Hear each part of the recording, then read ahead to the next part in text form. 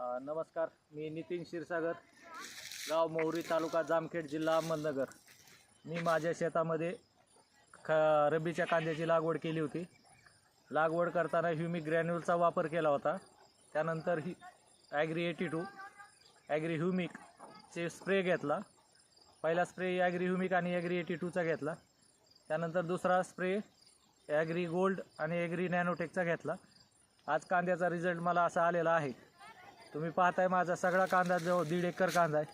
या 1.5 एकर कांद्यामध्ये जवळजवळ 80-85% एक नंबरचा कांदा निघालेला आहे सगळा.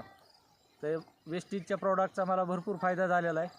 तर माझं सगळ्या शेतकऱ्याला म्हणजे विनंती की त्यांनी सगळ्यांनी वेस्टेजचे प्रॉडक्ट वापरून थोड्या भागावर का होईना वापरून टेस्ट करून परत नंतर सगळ्या ह्याच्यावरती वापर करावा आणि आपल्या उत्पन्नात वाढ करावी.